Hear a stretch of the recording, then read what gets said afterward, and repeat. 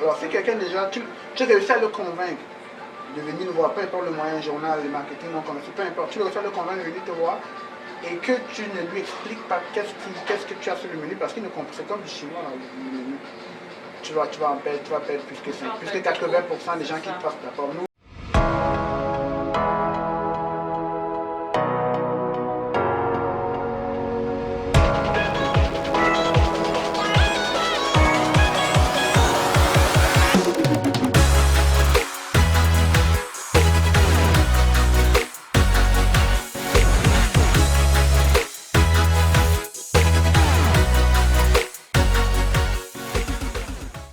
On va augmenter le taux de rétention. Actuellement, on a un taux de rétention qui est quand même assez bon, pas très, par rapport à la restauration en général, on est au-dessus de la moyenne en fait. Le taux de rétention est très fort à travers les services. À travers les services, l'ambiance qu'on met, et puis les gens quand ils arrivent, ils se sentent... Comme si ils faisaient partie de la famille. Et puis c'est simple, c'est juste de s'intéresser à l'autre. Simplement, s'intéresser à l'autre. C'est pas compliqué, c'est-à-dire parler un peu le temps qu'il attend le plat, qu'est-ce que tu as fait ta journée, comment c'était, s'intéresser à l'autre tout simplement. Et puis la personne va, des fois même, il va arriver la nourriture peut-être, voilà, il a manqué telle affaire ou peu importe, des fois la cuisine, la production, il ne manque juste peut-être satisfait sur un petit point, mais ce point il ne le prend pas en considération parce que le contact humain qu'il a eu, il le met au-dessus de peu importe, et c'est ça qui fait qu'il revient. C'est exactement ça. C'est vrai que même souvent, même au téléphone, on veut tous s'offrir même. Les gens n'achètent pas pour des raisons logiques. Ouais, juste un exemple, on a les sacs de chips de plantain, ici là vous devez connaître ça. C'est des chips de plantain. Et moi je les appelle les popcorn africains. Et là ça devient intriguant. Juste parce que je les appelle les popcorn africains, on en vend à la école, ça passe. C'est incroyable comment ça passe. Juste parce que j'ai été assez créatif, une inspiration comme ça, j'ai dit popcorn africain. Et puis on dit, ah, popcorn africain, ah, cool. Je vais avoir 4. Ah oui, nous on est contents, ça marche. C'est juste, il faut être créatif. C'est des chips de plantain, comme vous le connaissez, vous allez peut-être voir tantôt, dans les sachets qui sont un peu autour un peu partout dans le marché africain. On a du popcorn africain. Et puis ça intrigue les gens, surtout quand les personnes caucasiennes arrivent. Oh, popcorn africain, oh, ça a l'air intéressant. Oh, c'est exotique. C'est exotique. On leur vend un peu le goût des vacances. Tu vois, même la couleur, tout a été pensé. Chant ici, la couleur, les drapeaux, le soleil, tout a été. Donc quand tu as même là tu es dans un autre état d'esprit, tu es comme un peu, il y a quelqu'un qui m'a dit, on est comme un peu en vacances. C'est vrai, et c'est ça, et puis les clients vont revenir, pas parce qu'ils vont chez Bon Manger, parce qu'ils vont un peu chercher un peu de vacances. Dans le temps, dans les heures de fou qu'on fait au travail, peu importe, ils vont chez Bon Manger pour le travail pour avoir un peu de vacances. Justement, qui a donné l'idée de la couleur? Ah, ça c'est moi. La couleur, oui, je pense. Oui, c'est moi. Tu voulais mettre tout blanc, je me rappelle. Tout blanc. Tu sais, un homme, ça veut mettre tout blanc. C'est clair, moi j'aime ça la couleur. C'est ça. Le jaune, pourquoi? Parce que ça te rappelle les Antilles? Oui, ben c'est une couleur exotique, c'est rafraîchissant, ça donne du punch. Là. Le soleil. Et la gueule qui m'a vendu sur la couleur, c'était que c'est la couleur de la faim. Quand la personne rentre ici là-haut, ça c'est vrai, on a pris ça de notre côté. C'est la couleur de la faim. Le jaune, il fallait faire vos recherches si vous voulez, c'est la couleur de la faim. Quand tu vois le jaune, on dit ça te donne envie. Et ça se dit, il faut toujours s'intéresser, toujours se former, toujours être curieux. C'est-à-dire pourquoi on a fait la porte avec 2 battants. Être curieux, et c'est en étant curieux qu'on apprend des choses sur le chemin. Tu ne vas pas savoir peut-être forcément pourquoi on a fait la porte avec 2 battants, mais tu vas savoir peut-être pourquoi le tapis est rouge. Tu vois, en allant chercher pourquoi la porte a 2 battants. Donc c'est toujours de s'intéresser, d'être curieux. Le jaune, il y a plusieurs types de jaune. Pourquoi ce jaune c'est considéré jaune de la faim comparativement à l'autre jaune? Pourquoi le rouge? Pourquoi ci? Pourquoi ça? Le rouge c'est la couleur de l'urgence. Tu as faim et puis on te met, il faut acheter, c'est l'urgence. Donc tout ça a été pensé et puis moi j'incite vraiment tous les entrepreneurs à rester curieux. Rester curieux. Tu ne peux pas, même encore au stade où nous sommes, je suis encore, moi j'en mange. L'entrepreneuriat, si j'avais eu un programme, si j'avais un programme d'entrepreneuriat à l'époque, je pense que je ne serais pas infirmier clinicien comme je suis aujourd'hui. Je pense que je serais entrepreneuriat depuis longtemps. Mais c'est ça. Et justement, un de mes projets, c'est d'ouvrir, je suis en train d'ouvrir une école d'entrepreneuriat qui va enseigner aux jeunes l'enseigner un peu aux jeunes ou moins jeunes comment c'est parti en affaires. Vous savez, toutes les expériences qu'on a vécues, tout le bagage que j'ai accumulé, les lectures que j'ai fait, les audios que j'écoute. Ça fait bientôt, depuis qu'on est à Saint-Jérôme, depuis qu'on a commencé, depuis l'été 2018, je n'écoute plus de musique vraiment dans ma voiture, à part quand je suis au restaurant. Dans ma voiture, c'est 2 heures. Bon, après, quand on est ensemble dans la voiture, parce qu'elle me dit tes affaires là, tu me laisses pas. Il y a des enfants aussi. Donc, c'est des audios de motivation, des livres audio que j'écoute. Donc, ça dit de. Excuse-moi de couper, est-ce que tu peux nous en citer quelques-uns, par exemple, des auteurs d'audio ou de livres que tu Moi, as un lus? que j'adore beaucoup, un auteur que j'adore. Et j'en parle dans, parce que j'écris un livre qui sort l'année prochaine. Wow. J'en parle dans mon livre. C'est Les Brown. Les Brown, en fait, c'est un motivateur et puis je m'identifie un peu à lui. Il parle des messages très forts, mais toujours à travers, tu as une touche d'humour. Toujours, ça peut remarquer, il y a toujours un moment donné où vous faites rire, et quand tu rétitules, le cerveau s'ouvre, il te donne l'information. Et puis quand tu finis, tu te rends compte que tu as assimilé plusieurs choses.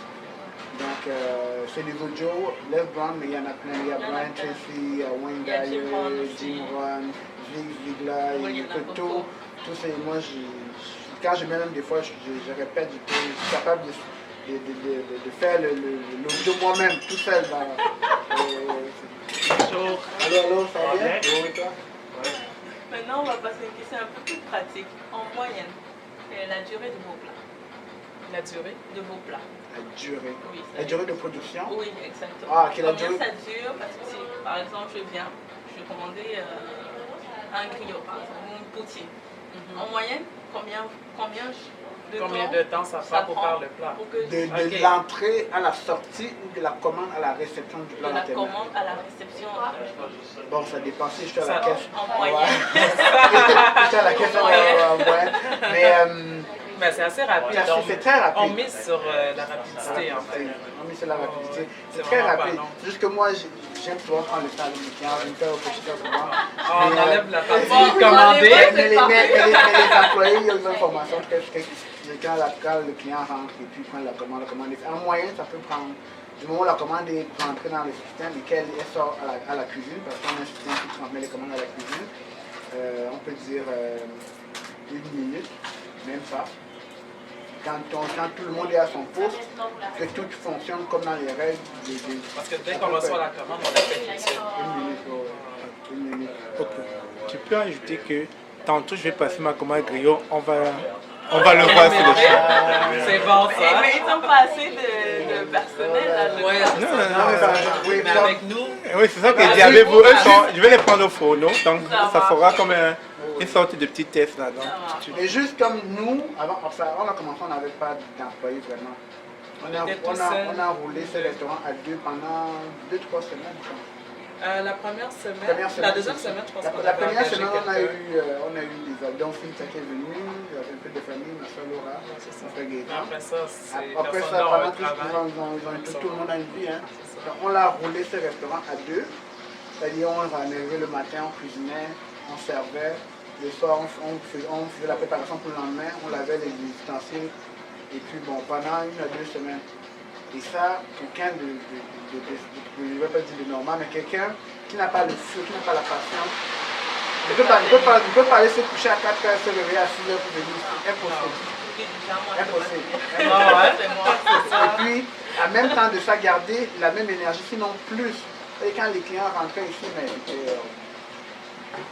c'était un accueil quasiment royal, un accueil chaleureux, tu te sens comme si tu es chez vous.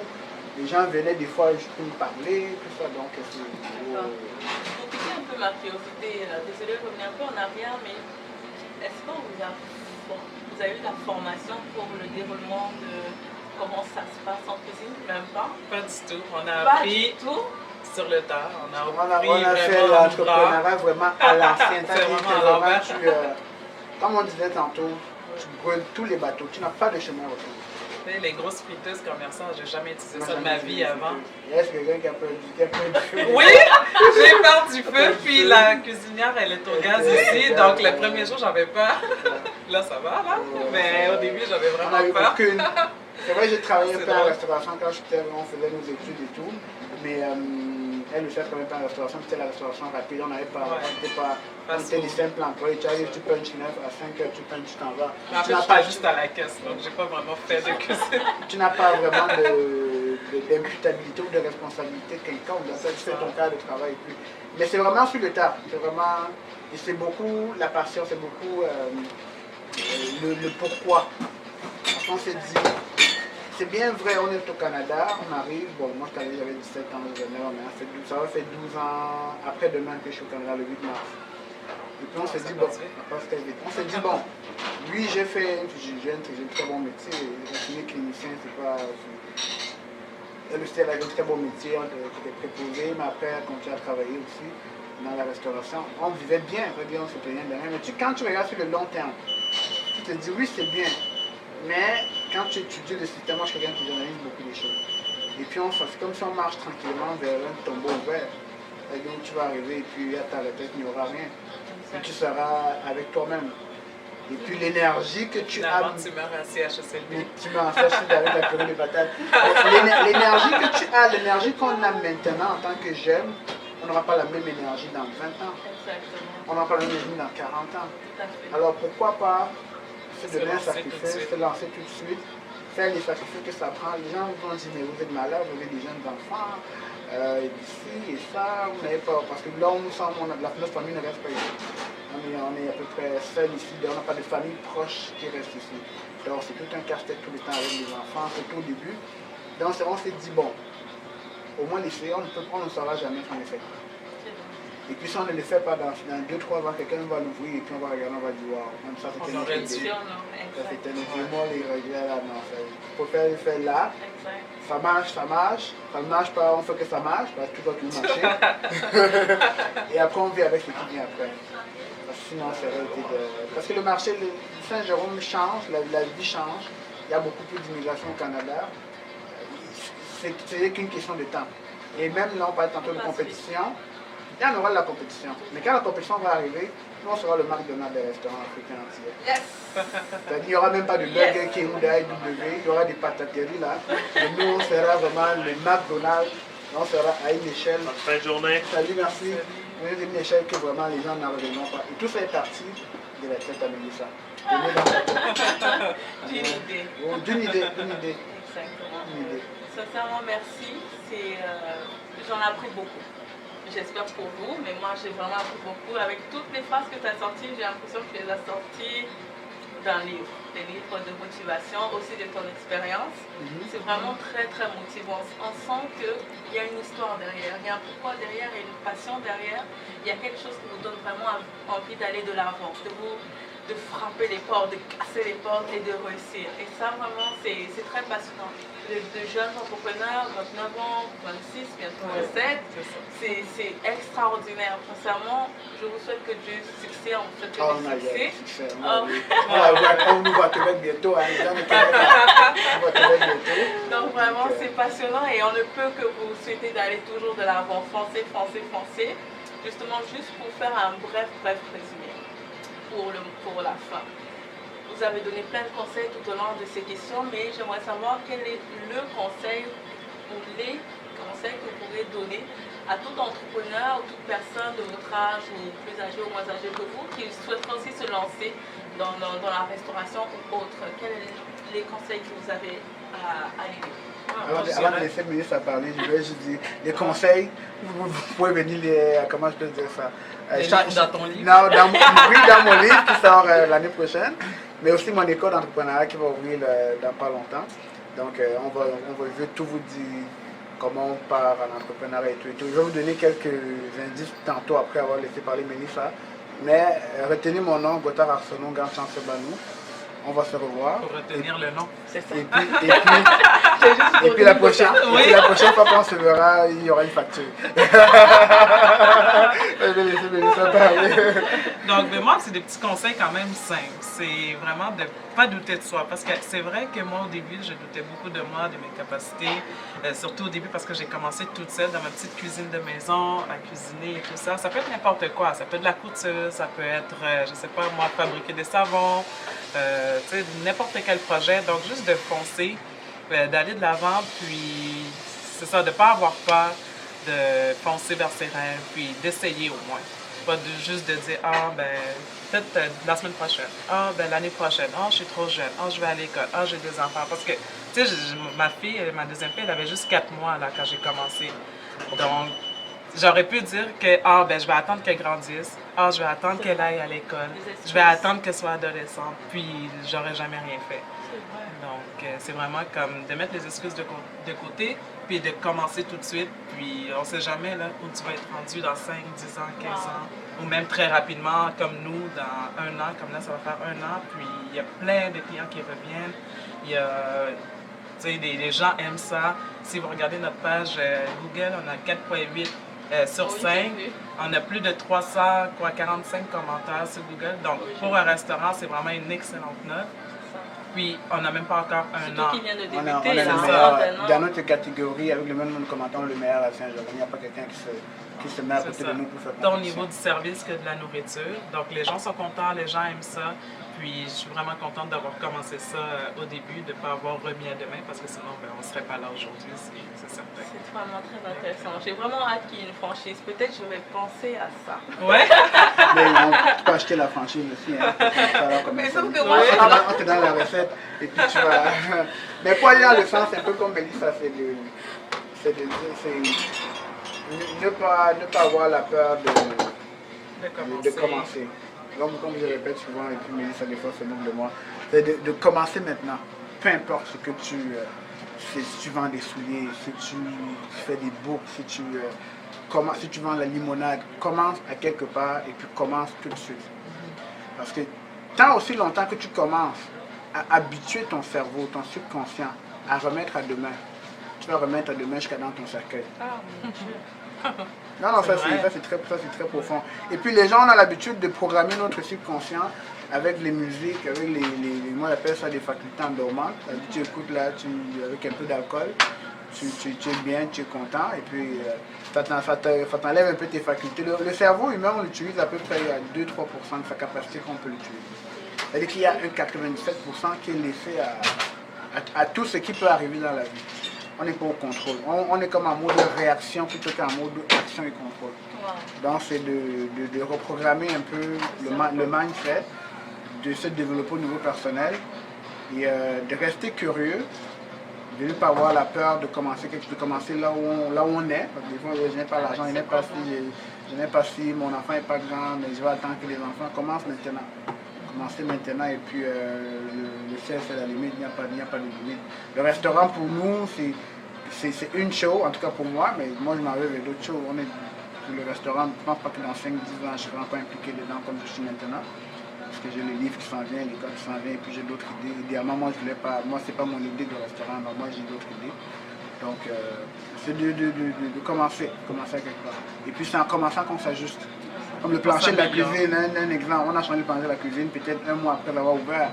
Parce qu'on avait fait un choix, qu'on s'est rendu compte que c'est pas le bon plancher, on s'est ajusté. Et puis il y a plein de choses. Au départ, on ouvrait le lundi, on fermait le dimanche, après on a fermé le dimanche, on ouvrait le lundi. En tout cas, on a plein d'ajustements, maintenant on ferme le lundi et mardi. Donc, même au niveau du menu, il y a des choses qu'on faisait, mais la clientèle de Saint-Jérôme n'est pas réceptive. Donc il aurait fallu comme changer, s'ajuster. Tant que tu ne commences pas, tu ne peux pas t'ajuster.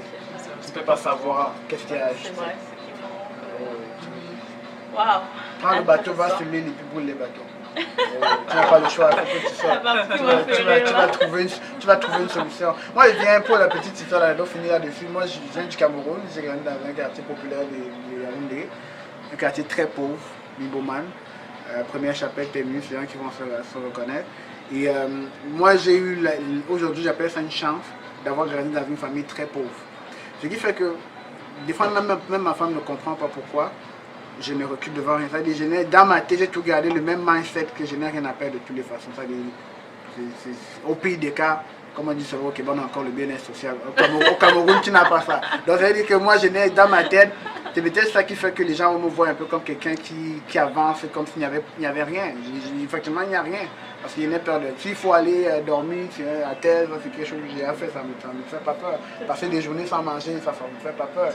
Passer, je ne sais pas trop faire n'importe quoi, dormir sans lumière, ça c'était notre quotidien. Donc, dans ma tête, c'est peut-être ce qui m'aide beaucoup, ma jeunesse, et puis comment j'ai grandi, comment l'entourage aussi. C'est-à-dire, dans ma tête, je n'ai toujours rien à perdre. Aujourd'hui, on peut dire que j'ai tout, mais dans ma tête, je n'ai rien à perdre. C'est-à-dire, des fois, on va dire, oh, la voiture, si, je me rappelle, j'avais une décapotable avant. Il y a eu un accident et puis les gens disent, ah, mais tu as une voiture, mais pour moi, c'est rien. Ce n'est rien. Il y a des voitures, on peut en avoir, les maisons, on peut en avoir. C'est le mindset en fait. Et ce mindset il est renforcé par la reprogrammation mentale systématique que je fais depuis bientôt un an. Je me dis, j'écoute plus de musique dans ma voiture. Il n'y a aucune musique je pas m'endormir. Sauf, bon, ici, il n'y a pas le choix parce que c'est les clients. Il faut quand même. Quand j'en ai dans ma voiture, c'est. Bonjour. Ça va faire de la forme. C'est ça, fait. En forme? Non, mais c'est ça. Oui, donc j'écoute plus de musique. Ou même la télévision. À part, bon, avec les filles, des fois, les nouvelles, des choses qui vous endorment. On va dire que tel le crash boursier, telle personne est morte. C'est du négatif. Et quand tu exposes ton cerveau au négatif, tu génères quoi? Du négatif. Et c'est ce que les gens aujourd'hui, les gens de mon âge, les Camerounais avec qui je me suis tenu à une certaine époque, n'ont toujours pas compris jusqu'à maintenant. C'est-à-dire, ils vont toujours rester dans le même environnement, les fêtes, les alcools, les parties où on cotise, chacun va manger, après se le critiquer, elle n'était pas bien habillée, le rouge elle a été rouge vif, normalement on portait le rouge noir, tout ça là. Et puis c'est un sujet de débat, ça dure un an jusqu'à la prochaine fête l'année prochaine. La vie ne change pas. Chacun vient parler de l'autre, chacun vient parler de l'autre. Or, ça ne nous avance à rien. Et puis, l'homme, les autres, pas dire l'homme là, mais les autres nous voient comme des gens qui ne produisent rien. Et c'est comme ça qu'ils nous traitent. Et après, vous allez vous plaindre qu'on va là-bas et puis on nous traite comme si on vient voler. Mais on vous traite par rapport à ce que vous projetez comme image. Exactement. Vous êtes un peu plus de consommateur. Si on demande à quelqu'un comment on fabrique le Jack Daniel que tu t'assois chaque week-end, tu bois, il ne peut pas t'expliquer comment le procéder. Moi, je connais un peu, je me suis informé, je connais comment ça se passe. Moi, mon but, ce n'est pas de consommer. Moi, mon but, c'est de connaître ou de m'associer avec quelqu'un, soit qui fabrique ou soit qui a des contrats, comme ça on peut faire affaire. Il est devenu producteur. Je peux en consommer de temps en temps, mais mon but, ce n'est pas de consommer. Mon but, c'est d'être producteur. Peu importe, que ce soit une production déjà connue ou une production qui sort de ta tête, le but, c'est de mindsetter notre peuple, notre communauté à être des producteurs et non des consommateurs. Je pense que ça, c'est ça qui peut clocher un peu. Très intéressant, c'est... Tu m'as déjà dit tout ton livre là, je suis sûre. Non. Là, tu n'as même pas eu 1%. Oh mon Dieu. Tu n'as même pas eu 1%. J'ai vraiment il va sortir, on va faire le lancement au théâtre, le théâtre du Vigneault qui est ici. On a un gros partenariat avec le plus grand théâtre Laurentides. Donc, je fais plein d'affaires. C'est vraiment hâte. Mais il y aura une facture. Hein. Pas de problème. Il y aura une facture. On est prêt à payer. On est prêt à payer, pas de problème. Merci beaucoup. Merci à vous de vous avoir déplacé. De vous être déplacé. Pas de problème, mais on n'a pas fini. Il y a le crayon, moi je dois manger. Ah, ouais, je dois manger. Je dois manger parce que quand j'ai regardé le menu, j'ai dit il y a un truc que je dois noter. Poutine, griot. Mais je sais qu'il y a la loco dedans. Oui, il y a déjà ça. Parce qu'au départ, je voulais poutine à loco. Après, il n'y a pas de viande. Oui, il n'y a pas la viande. Comme j'aime la viande, on va prendre. Ouais, merci. Pas la viande. On dit chez nous, pas la bab, pas la viande. Merci. Donc, voici, vous avez assisté à la présentation de Bon Manger avec Mélissa et son cher mari, M. Gothard, qui la soutient beaucoup dans ce restaurant. Donc, tout ce que je peux résumer pour vous, c'est que c'est vraiment le partenariat qui fait la force. Et en plus, ils se sont transformés tout au long de ce parcours pour atteindre le niveau qu'ils sont. C'est vraiment extraordinaire. J'ai vraiment hâte que vous puissiez vraiment apprendre de ce parcours-là et pour pouvoir changer aussi votre vie, car tout est possible. Comme ils l'ont dit, il faut commencer maintenant, pas demain. Ciao, à bientôt.